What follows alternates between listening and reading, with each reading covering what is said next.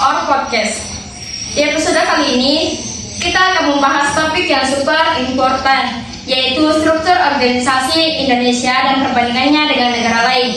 Aku nggak sendirian, because today I'm joined by seven amazing guests.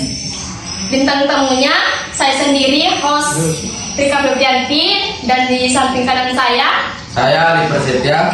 Saya Lima Maikramova. dan di samping kiri saya Saptina. Saya Musri Panas. Saya Budirman Susani Putra. Saya Andi Mama Yusuf. Dan saya Muhammad Kanfalis. Let's say hi. Hai. Oke, kita mulai dari basic dulu.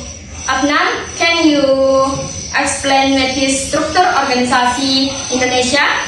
Sure. Struktur organisasi Indonesia pada dasarnya mengatur bagaimana kekuasaan dan tugas pemerintahan dibagi. Indonesia menganut sistem presidensial di mana presiden menjadi kepala negara dan sekaligus menjadi kepala pemerintahan. Next explanation. Jadi peran presiden memang very sentral ya. Selanjutnya, Sartina, bisa jelasin lembaga-lembaga negara di Indonesia? Tentu di Indonesia ada presiden dan wakil presiden, MPR, DPR, DPD, MA, MK, dan BPK. Each institution has its own role. Jadi ada sistem checks and balances agar kekuasaan tidak terpusat. Exactly. Itu penting banget untuk menjaga demokrasi. Nah, sekarang ke perbandingan luar negeri. Ikram, how about the United States? Amerika Serikat juga menggunakan sistem presidensial similar to Indonesia. But the difference is, AS menganut sistem federal, jadi negara bagian yang punya kemenangan lebih luas dibanding Indonesia. Interesting point. Jadi otonomi daerahnya lebih kuat ya. Kalau Inggris gimana?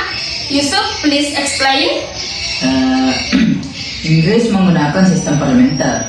Perdana Menteri adalah kepala pemerintahan, sedangkan Raja atau Ratu hanya sebagai simbol negara. This system is very different from Indonesia. Yes, peran kepala negaranya lebih seremonial ya. Betul. Sekarang Jepang. Saldi, menurut kamu gimana? Menurut saya, Jepang juga menganut sistem parlementer. Kaisar hanya simbol negara. Kekuasaan utama ada pada parlemen dan perdana menteri. So power is more collective, not centered on person. Good insight, thank you. Nah, Alif, menurut kamu apa kelebihan dan kekurangan struktur organisasi Indonesia? Kelebihannya decision making bisa lebih cepat karena presiden punya wewenang besar. But di downside, jika diawasi dengan baik, bisa terjadi abuse of power. That's why kontrol dan pengawasan itu penting banget. Last but not least, Musripa, what can Indonesia learn from other countries? Indonesia bisa belajar tentang transparansi, akuntabilitas, dan decentralization dari negara lain. But of course, setiap sistem harus disesuaikan dengan budaya dan kondisi masyarakat Indonesia. Absolutely agree. Nah teman-teman, that's all for today episode. Kita sudah membahas struktur organisasi Indonesia dan perbandingannya dengan beberapa negara lain. Semoga pembahasan ini bisa menambah insight dan pengetahuan kalian. Terima kasih untuk semua bintang tamu dan thank you listeners for tuning in. See you on the next episode.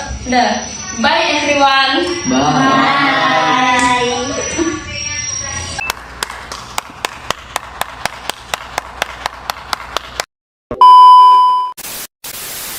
Behind the scene.